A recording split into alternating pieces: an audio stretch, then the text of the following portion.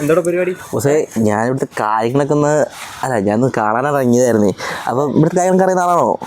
കാര്യങ്ങൾ കുറച്ചൊക്കെ നമുക്ക് അറിയാം. അങ്ങനെയാണെങ്കിൽ ഒന്നും പറഞ്ഞുതരാമോ നമുക്ക് എന്താ ഇവിടുത്തെ? പറയാനായിട്ട് നമുക്കൊന്നും അറിയത്തില്ല, കേൾവിട്ടല്ലേ.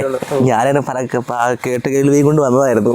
അപ്പോൾ സംഭവം എന്ന് വെച്ച് കഴിഞ്ഞാൽ ഇവിടെ യാത്രകൾ പാടില്ല എന്നും അതേപോലെ തന്നെ നിങ്ങൾ നോക്കി നോക്ക്, ഒരു ഫുള്ളൊരു എന്താ പറയുക പേടി പിടിക്കുന്ന അന്തരീക്ഷം തന്നെയാണ് മെയിനായിട്ട്. പക്ഷേ എന്നാലും എല്ലാവരും പറയുന്നതായിട്ട് കഥയൊക്കെ ഉള്ളതാണോ എന്ന് അറിയാൻ വേണ്ടി ഞാൻ ഇറങ്ങിയതാണ്.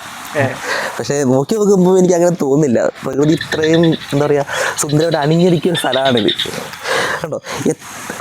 അതൊക്കെ ഇവിടെ ഉള്ള ആൾക്കാർ കുടിവെള്ളത്തിനായി എടുക്കുന്ന വെള്ളമാണ്. പക്ഷെ എന്നാലും ഒരു പേടിപ്പെടുന്ന അന്തരീക്ഷം തന്നെ എന്തായാലും ഇത്. എല്ലാവരും പറയും രാത്രിക്ക് ഇതിലേ പോകാൻ പറ്റില്ല, പകല് പോകാൻ പറ്റില്ല എന്നൊക്കെ പറയുമ്പം ഞാനൊന്ന് നോക്കാൻ വേണ്ടി ഇറങ്ങി വന്നതാണ്. പിന്നെ ഈ വെള്ളത്തിന് പ്രത്യേകത ഉണ്ട് കേട്ടോ. ഈ വെള്ളം എത്ര വേനയ്ക്കും ഇതേപോലെ തന്നെ ഒഴുകിക്കൊണ്ടിരിക്കും. ഞാൻ കുറച്ച് പറഞ്ഞ പോലെ എത്ര വേനയ്ക്കും ഈ വെള്ളം ഇതേ ഫോഴ്സ് ഇവിടെ വന്നുകൊണ്ടിരിക്കും.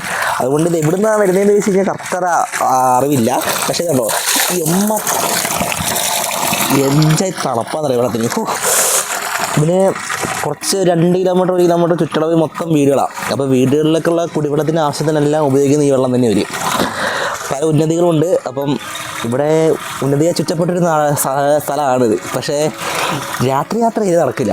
ഞാൻ കുറച്ചുകൂടെ വിശ്വസിച്ച് കാണിച്ചു തരാം. അങ്ങോട്ടൊക്കെ പോയി കഴിഞ്ഞാൽ ഫുള്ള് കാടും ഇല്ലിത്തോട്ടവും വന്യമൃഗങ്ങളെ കൊണ്ടാണോ അതോ ഈ എല്ലാവരും പറയുന്ന പോലെ പ്രേതശല്യം കൊണ്ടാണോ ഒന്നും കറക്റ്റായിട്ട് പിടുത്തമില്ല. എന്താണെന്ന് അറിയാൻ വേണ്ടിയാണ് ഞാനും ഇവിടെ തപ്പി ഇറങ്ങിയത്.